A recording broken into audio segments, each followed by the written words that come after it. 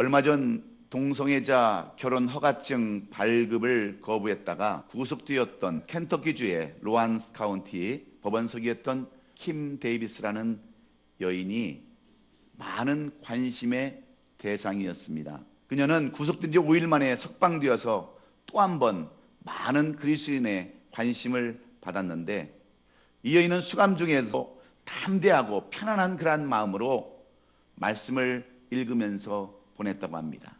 그 말씀은 디모데후서 1장 7절로 8절에 기록된 말씀입니다. 하나님이 우리에게 주신 것은 두려워하는 마음이 아니요 오직 능력과 사랑과 절제하는 마음이니, 그러므로 너는 내가 우리 주를 증언함과 또는 주를 위하여 갇힌 자 된 나를 부끄러워하지 말고 오직 하나님의 능력을 따라 복음과 함께 고난을 받으라 하는 이 말씀을 붙잡고 묵상하면서 자기의 확고한 신앙을 재확인했다라고 그렇게 고백하고 있습니다. 이 여인은 비록 예수를 영접한 지 4년밖에 되지 않았지만 예수님을 인격적으로 만남으로 말미암아 그녀는 성경에 어긋나는 그 어떤 것도 타협하지 않았습니다. 사랑하는 성도 여러분, 여러분이 만약에 이 여인의 입장이었다고 한다면 여러분은 과연 어떤 결정을 내렸을까요? 이 여인처럼 감옥도 두려워하지 아니하고 신앙을 여러분 지켰을까요? 아니면 세상법도 법인데 어쩔 수 없다고 포기하고 타협했을까요? 오늘 이 여인은 감옥도 두려워하지 아니하고 자신의 신앙과 믿음을 지킨 이 용기는 우리 모든 그리스도인들에게 관심을 받아야 마땅한 믿음과 신앙인 줄로 믿습니다. 우리 사람들에게도 이렇게 관심을 가졌다고 한다면 하나님께서는 이 여인에게 얼마나 관심을 가졌으며 이 여인을 5일 만에 석방시켜서 하나님의 위대한 일을 증거하는 증인으로 삼게 해주신 줄로 믿습니다. 그래서 우리가 세상을 살아가면서 하나님의 관심 속에 살아간다고 하는 것처럼 큰 축복도 없는 줄로 믿습니다. 하나님의 관심 속에 사는 인생은 축복된 인생이지만 하나님의 관심 밖에 사는 인생은 버림받은 인생과 똑같습니다. 아담과 하와는 하나님의 관심 속에서 많은 복을 받았던 사람들입니다. 이 땅에 있는 모든 것들을 다 다스리고 정복할 수 있는 은총도 받았습니다. 에덴 동산에서 하나님과 영원히 함께 사는 그러한 축복도 받았지만 그들이 하나님의 관심 속에 벗어났을 때는 그들은 에덴 동산에서 쫓겨나는 그러한 버림받는 인생이 되고 말았습니다. 이스라엘의 왕이었던 사울왕도 마찬가지입니다.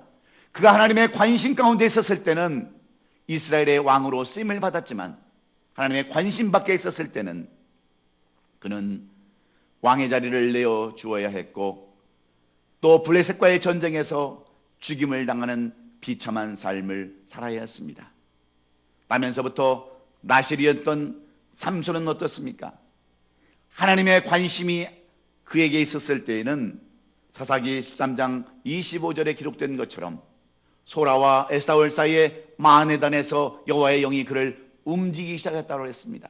그래서 그는 나귀톡뼈 하나를 가지고 블레셋 사람 1,000명을 때려 죽이는 그러한 능력을 받은 사람이었습니다. 그런데 하나님의 관심이 떠났을 때 그는 어떤 삶을 살기 시작했습니까? 그릴라의 꼬임에 빠져서 그는 두 눈이 다 뽑히고 사슬에 묶인 짐승처럼 그는 연자못들을 메고 마지막 인생을 비참하게 살아야 했다고 하는 것이 오늘 성경 속에서 하나님의 관심 속에 살았던 사람들과 관심 속에 살지 못했던 사람들의 이야기입니다. 그러면 우리는 어떤 삶을 살아가야 합니까? 하나님의 관심을 받고 그 관심에서 벗어나지 않는 삶을 삶으로 하나님을 기쁘시게 하고 하나님께 영광 돌리는 복된 성도들이 되어야 되는 줄로 믿습니다.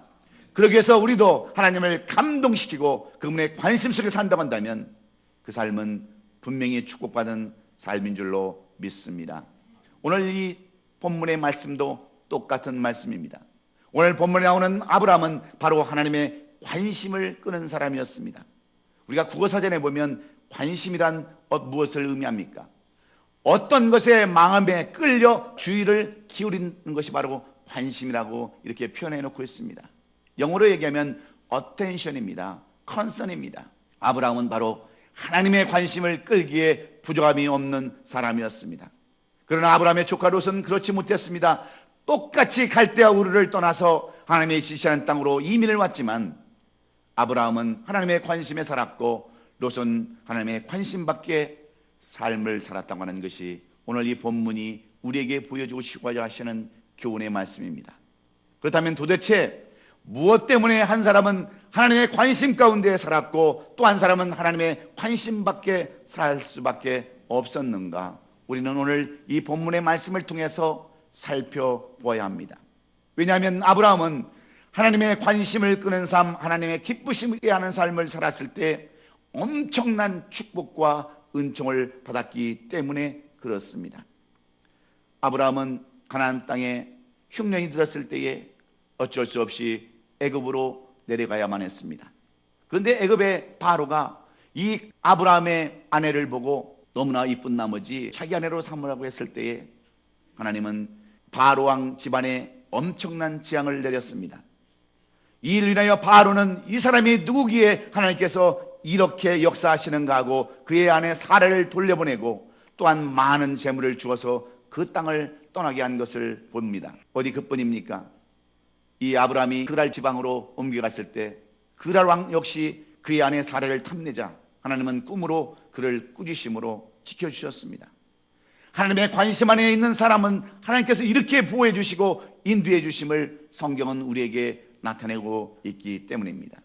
사랑하는 성도 여러분, 우리가 하나님의 관심 안에만 있다고 한다면 하나님께서는 우리도 보호해 주시고 인도해 주시는 줄로 믿습니다. 하나님께서는 아브라함이 이렇게 하나님의 관심 안에 있을 때에 어떤 능력을 주셨습니까? 소돔 땅에 사는 자기 조카 롯이 메소포타미아 연합군에 의해서 침략을 당하고 모든 재산을 다 빼앗기고 그의 가족들도 다 잡혀갔다는 소식을 들었을 때 아브라함은 자기 집에서 키우던 318명의 군사를 이끌고 그 많은 메소포타미아 연합군과 싸우러 나갑니다. 그러나 하나님께서는 이 아브라함에게 능력과 권능을 주셔서 318명으로 그 연합군을 다 무릅쓰고 승리하게 하셨으며 잃어버렸던 모든 재산과 가족을 데리고 왔을 뿐만 아니라 그들이 가지고 있었던 많은 전리품들을 가지고 돌아왔다는 것이 성경에 기록된 내용들입니다. 하나님께서 소돔과 고모라 성을 심판하시겠다고 아브라함에게 말했을 때에 아브라함은 롯을 위하여 어떻게 기도합니까? 하나님, 어찌 의인과 함께 이 성을 멸하려 하시라니까? 그 성 중에 50인이 있어도 그것을 멸망시키시겠습니까? 용서하지 않으시겠습니까? 하면서 하나님 앞에 협상하는 이 아브라함을 보여주고 있지 않습니까? 하나님, 이 성에 45명의 그러한 의인이 있어도 이 성을 치시겠습니까? 하나님, 나는 연약합니다. 부족합니다. 그러나 하나님 앞에 또 간구하겠습니다. 40명만 있어도 이 성을 멸하시겠습니까? 30명만 있어도 멸하시겠습니까? 20명만 있어도 멸하시겠습니까? 10명만 있어도 멸하시겠습니까? 하셨을 때에 하나님은 이 아브라함의 관심을 두시고 창세기 19장 29절에서 이렇게 말씀합니다. 하나님이 그 지역의 성을 멸하실 때에 곧 롯이 거주하는 성을 엎으실 때에 하나님이 아브라함을 생각하사 롯을 그 엎으시는 중에 내보내셨다라고 말씀해 주고 있습니다. 더 나아가 아브라함에게 약속하신 것들을 분명히 이루게 하셨는데 하나님은 아브라함에게 약속하셨던 그 아들을 100세에 허락해 주셨습니다. 이미 할머니가 되어버린 사라를 통해서 하나님은 약속하신 대로 그 아들을 주셨습니다. 여러분, 하나님의 관심 안에 사는 사람은 어떤 어려움이나 두려운 환경 속에서도 보호해 주신다고 하는 하나님의 약속의 말씀으로 받으시기를 주의 이름으로 축원합니다. 그런데 여러분, 롯은 어떻습니까? 하나님의 관심 밖에 사는 롯을 한번 여러분 살펴보십시오. 하나님께서 아브라함을 생각하시고 롯의 가정을 구원하시겠다고 약속하셨는데도 불구하고 그 아내는 말씀에 순종하지 아니하고 뒤를 돌아보다가 소금 기둥이 되고 말았습니다. 그의 사유들은 하나님의 말씀을 농담으로 여기다가 모조리 죽임을 당했습니다. 그런데 롯은 창세기 19장 11절에서 생명을 보존하라, 돌아보거나 들에 머물지 말고 산으로 도망하여 멸망함을 면하라고 말씀하셨음에도 불구하고 수월에 머물지 아니하고 산속으로 들어가서 그의 딸들과 함께 동침함으로 큰딸을 통하여서는 모압 족속을 만들고 작은 딸을 통해서는 암몬이라는 족속을 만들게 되었습니다. 그리고 이 민족이 바로 악의 근원이 되어서 이스라엘 백성들의 쓴뿌리 역할을 감당하는 것을 우리가 볼 수 있습니다. 사랑하는 성도 여러분, 하나님 안에 관심 안에 사는 사람과 관심 밖에 사는 사람의 극적인 차이를 우리에게 보여주고 있습니다. 한 사람은 하나님의 축복을 받는 민족이 되었고, 또 한 사람은 하나님의 저주를 받는 민족이 되었다고 하는 이 역사의 사실을 통해서 우리는 무엇을 관심 가져야 하겠습니까? 하나님은 어떤 사람에게 관심을 가지셔서 그런 가정을 축복해 주시고 인도해 주시고 보호해 주고 계십니까? 오늘 우리는 여기에 관점을 두고 여기에 교훈을 받아야 되는 줄로 믿습니다. 하나님은 어떤 사람에게 관심, 어텐션, 컨선을 가지십니까? 첫째는 모든 면에서 관계를 잘 맺는 사람들을 통해서 관심을 가지신다고 하는 것이 오늘 본문 8절로 9절에 기록되어 있습니다. 아브라함은 릴레이션십을 너무나도 잘 가졌던 화목한 사람이었습니다.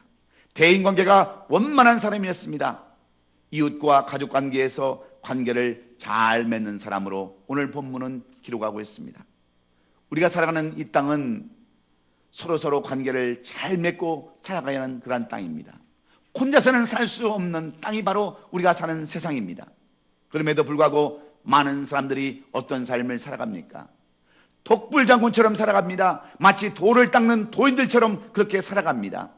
어떤 사람들은 아예 원수처럼 등을 돌리고 사는 사람들도 많이 있습니다. 특별히 인터넷이 발달한 이 시대에는 아이들도 서로 관계를 맺고 살아가지 않습니다.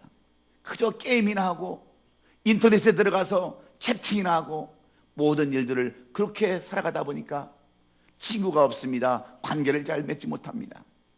어른들도 마찬가지입니다. 게임과 오락과 포르노와 영화 등 그런 인터넷에 묻혀 살다 보니까 문제가 생겼을 때에 화해하는 방법을 알지 못합니다. 그래서 나면 잘 되면 되지 않은 이기적인 생각이 그 사람의 모든 것을 붙잡고 있습니다. 내가 떠나면 되지 않은 그러한 극단주의적인 생각을 갖기 때문에 인간관계를 갖지 못하고 걷잡을 수 없는 범죄와 전쟁을 치르고 있습니다. 왜 그렇습니까? 관계를 잘못 맺고 살아가고 있기 때문에 그렇습니다. 서로의 릴레이션십이 없기 때문에 이렇게 극단적인 방법을 취하는 사람들이 너무나도 많이 있습니다. 사랑하는 성도 여러분, 여러분은 정말 힘들고 고통당할 때 내 마음을 다 열어놓고 털어놓고 말할 수 있는 그 누군가가 여러분에게는 있으십니까? 먹을 것이 없을 때 찾아갈 친구들은 여러분에게 있으십니까? 죽어가고 있을 때 그 소식을 듣고 찾아와서 울어줄 친구는 여러분에게 있으십니까? 이런 친구가 있다면 그 사람은 인간관계, 대인관계를 잘한 사람이라고 말할 수 있지만 이런 사람이 없다고 한다면 그 인생은 잘못 산 인생이라고 말할 수 있습니다. 그런데 오늘 이 본문의 아브라함은 조카 롯에게 항상 우선권을 주었습니다. 배려하는 삶을 살았습니다. 아브라함은 조카인 롯보다 윗사람이었지만 항상 은혜를 베풀고 관계를 잘 맺었던 사람이 오늘 본문의 아브라함입니다. 그래서 항상 선택권을 먼저 주었습니다. 오늘 본문 13장 9절에 내 앞에 온 땅이 있지 아니하냐? 나를 떠나가라. 내가 좌하면 나는 우하고 내가 우하면 나는 좌하리라. 이렇게 아브라함은 항상 양보하는 모습, 항상 아름다운 관계를 맺는 모습을 우리에게 보여주었습니다. 그럴 때 롯은 배은망덕한 행동을 했지만 하나님께서는 이런 아브라함을 보시고 그의 마음에 두셔서 이 아브라함을 축복한 내용들이 바로 이 본문의 내용들입니다. 그래서 예수님께서도 마태복음 5장에서 제단에 드리려다가 거기서 내 형제에게 원망만한 일이 있는 것을 생각이 나거든. 예물을 예단 앞에 두고 먼저 가서 형제와 화목하고 그 후에 와서 예물을 드리라고 이렇게 말씀하고 있습니다. 그렇습니다. 예물도 중요하지만 하나님은 먼저 우리에게 화목을 바라시기 때문에 우리는 마태복음 18장 18절에 기록된 것처럼 진실로 너에게 이르노니 무엇인지 너희가 땅에서 매면 하늘에서도 매일 것이요 무엇인지 땅에서 풀면 하늘에서 풀리라 하시면서 사람과 사람의 사이가 얼마나 중요한가를 우리에게 말씀해 주고 있습니다. 그래서 예수님도 용서와 사랑과 화목한 삶을 사셨습니다. 모든 사람의 죄를 용서하시고 예수님을 죽인 사람들도 용서하시고 모든 사람과 화목한 제물이 되셨기에 하나님은 이 용서와 사랑과 화목을 우리에게도 원하시는 줄로 믿습니다. 뿐만 아니라 이 아브라함은 가족관계, 고륙관계, 친척관계를 너무나도 중요시 여겼던 사람입니다. 8절에 아브라함이 롯에게 이르되 우리는 친족이라 그랬습니다. 너나 나나 내 목자나 그러니 서로 다투지 말자라고 이렇게 이야기합니다. 여러분, 부모가 자식을, 자식이 부모를, 형제가 형제를 죽이고 부원금을 타먹는 시대가 바로 이 말세의 시대입니다. 가족의 관계가 가장 다 깨져 버린 시대가 바로 이 시대에 우리는 살고 있습니다. 왜 그렇습니까? 가족의 관계를 잘 모르기 때문에 그렇습니다. 그래서 이 가족관계, 공동체 관계가 여러분 얼마나 깨어지고 교회는 오늘날 얼마나 몸살을 앓고 있습니까? 여러분, 부모가 가정에서 가장 많이 마음이 아플 때가 언제인 줄 아세요? 자녀들이 싸울 때입니다. 형제끼리 자매끼리 싸우고 서로 만나지 않고 남들처럼 살 때 부모는 그것이 가장 가슴이 아픈 겁니다. 저는 우리 딸이 둘이 있지만 항상 딸들에게 이렇게 얘기합니다. 얘들아, 엄마 아빠가 죽고 난 다음에 이 땅에 남는 것은 누구밖에 없니? 너희 둘밖에 남지 않잖니? 그러니 너희들이라도 열심히 서로 성교우애를 지키고 살아야 된다. 딸이니까 서로는 시기하고 질투하면서 싸울 때도 있습니다. 그런데 여러분 한번 생각해 보세요. 이 땅에 남는 사람들은 누구밖에 없습니까? 형제밖에 없습니다. 우리들은 다 예수 그리스도의 피로 한 형제 된 한 고립과 같은 교회의 가족과 같은 공동체입니다. 그래서 저는 우리 권사님들을 보면 항상 저희 어머님처럼 여깁니다. 우리 장로님들을 보면 저보다 나이 많으신 장로님은 제가 형님처럼 생각을 해요. 저보다 나이 어려운 장로님들은 동생처럼 여깁니다. 한 번도 저는 우리 성도들을 남처럼 대해본 적이 없습니다. 그래서 성도가 아프고 가정 때문에 어려움을 당하면 마치 내 형제, 내 가족이 아픈 것처럼 그렇게 마음이 아플 수가 없어요. 어려움을 당하는 우리 성도들을 보면 가슴이 그렇게 찢어질 수밖에 없습니다. 왜 그래요? 우리는 다 형제요 한 가족이기 때문인 줄로 믿습니다. 오늘도 마귀는 우리 가정들을 찢기 위해서, 나누기 위해서 얼마나 혈안이 되어 있습니까? 교회를 여러분 깨기 위해서 얼마나 악한 짓들 하고 있습니까?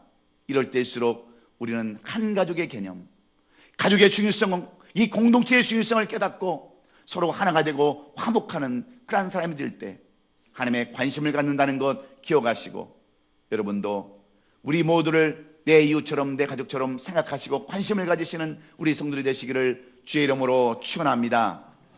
하나님은 어떤 사람에게 관심을 가지십니까? 두 번째는 희생하며 순종하는 사람에게 관심을 갖는다고 하는 것 우리는 잊지 말아야 합니다. 아브라함은 양보할 줄 아는 사람이었습니다. 이러한 마음의 자세가 하나님의 관심을 끌게 했고 모든 문제를 해결받을 수 있게 하셨습니다. 하나님의 관심을 불러일으키기에 충분한 이유가 될 수 있었습니다. 여러분, 오늘 본문 9절에 보면 내가 좌하면 나는 우하고 내가 우하면 나는 좌하리라 그랬습니다.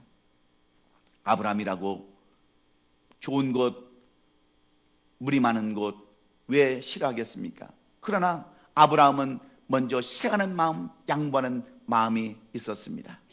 우리가 이 세상을 살아가다 보면 많은 문제 가운데 살아갈 수밖에 없습니다.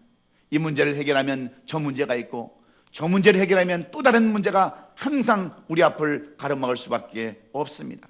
그러나 중요한 것은 이런 문제가 있을 때마다 우리가 먼저 용서하는 마음으로, 희생하는 마음으로, 양보하는 마음으로 살아갈 때에 그 문제는 해결되는 줄로 믿습니다. 그래서 예수님은 이 땅에 오셔서 처음부터 희생하는 삶을 사셨습니다. 자신의 육체와 생명까지도 희생하며 우리 모든 사람들에게 다 부어주셨습니다. 이런 희생으로 인하여 우리들은 하나님과 원수 되었던 자리에서 다시 회복될 수 있게 되었고 하나님을 아바 아버지라 부르는 줄로 믿습니다. 그러므로 화목은 어떤 사람의 희생이 있어야 합니다. 그래서 아브라함도 항상 롯에게 희생하는 삶을 살았을 뿐만 아니라 또한 순종하는 삶을 살았습니다. 여러분, 왜 아브라함이 순종하는 삶을 살았겠습니까? 하나님께서 약속하신 약속의 말씀이 있었기에 말씀대로 순종하는 삶을 살았을 때 하나님은 이 아브라함에게 관심을 가져주셨습니다.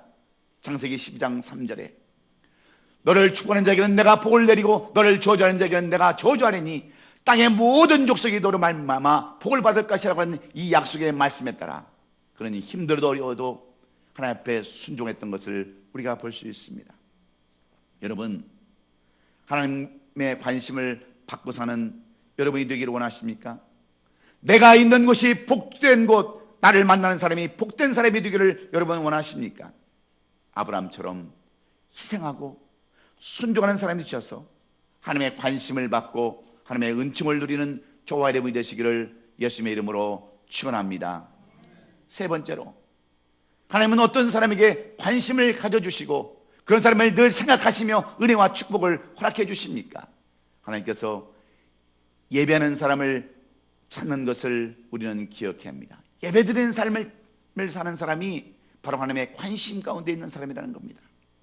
하나님의 영광을 위해 살겠다고 하는 말과 같고 늘 감사하는 삶을 살겠다고 하는 것이 바로 하나님 앞에 예배하는 삶입니다. 제사를 드리는 삶입니다. 오늘 본문 4절에 보면 그가 처음으로 제단 쌓은 곳이라 그가 거기서 여호와의 이름을 불렀더라 그랬습니다. 무슨 말씀입니까? 지금 머무는 이곳에서도 예전에 제단을 쌓고 여호와의 이름을 부르며 제사를 드렸다고 하는 겁니다. 뿐만 아니라 오늘 본문 13장 18절에 보면 이 아브라함이 장막을 옮겨 헤브론에 있는 마므레 상술의 수풀에 이르러 거주하며 거기서 여호와를 위하여 제단을 쌓았다고 했습니다. 이 아브라함은 먼저 자기 조카 롯에게 모든 고난을 다 주고 양보하고 이제는 가장 좋지 못한 땅 상수리 수풀에 있는 그런 곳에 와서도 여러분, 아브라함은 하나님 앞에 감사하면서 찬송하면서 예배했다고 하는 거예요. 이런 아브라함을 보시고 하나님께서는 축복해 주신 줄로 믿습니다. 우리가 잘 아는 솔맨이라고 하는 화가가 있습니다.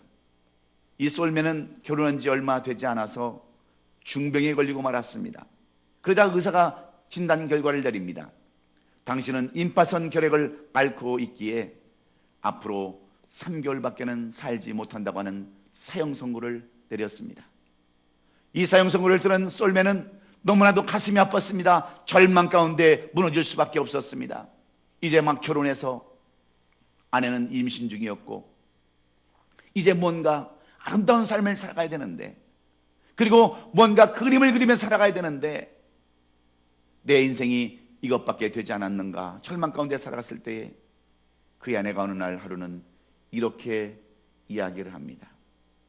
여보, 3개월밖에 못 산다고 생각하지 마시고 하나님께서 3개월을 더 주셨다라고 생각해 보시면 어떠겠습니까? 아무도 원망하지 마세요. 3개월이 짧은 기간입니까? 천금 같은 그 기간을 가장 아름답게 만들어 보세요. 도리어 3개월이나 허락하신 하나님 앞에 우리 감사하면서 찬송하고 예배하십시다. 그러므로 그 예배 가운데 이 솔맨이라는 사람이 위로를 받습니다. 평안을 갖습니다. 그리고 그리다만 그림을 마지막 완성을 합니다. 그때 그가 그린 그림이 바로 예수님의 얼굴이었습니다. 이 솔맨은 지도력이 있고 강인한 인간성을 지닌 인물로 표현해 놨습니다. 이 모든 얘기에 관심을 가지시고 계시는 목자의 모습을 그는 화폭에 담아 완성을 시켰습니다.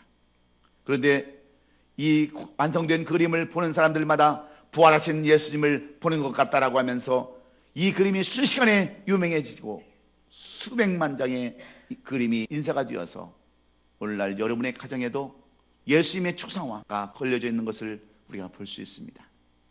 여러분, 우리의 삶의 여정을 통해서 우리를 인도하시고 축원하시는 예수 그리스도를 우리도 그려가야 되는 줄로 믿습니다. 아무리 힘들고 어려워도 하나님을 찬양하고 예배하는 사람들, 늘 힘들고 고달퍼도 예배에 빠지지 않냐고 하나님 앞에 경배하고 찬양하는 그런 삶을 사는 사람들을 하나님께서는 찾으시고 그런 사람에게 은혜 베푸신다고 하는 이 귀중한 사실을 여러분도 깨달으셔서 날마다 예배하는 삶, 주님을 찬양하고 경배하는 삶을 사시는 저와 여러분 되시기를 주의 이름으로 축원합니다.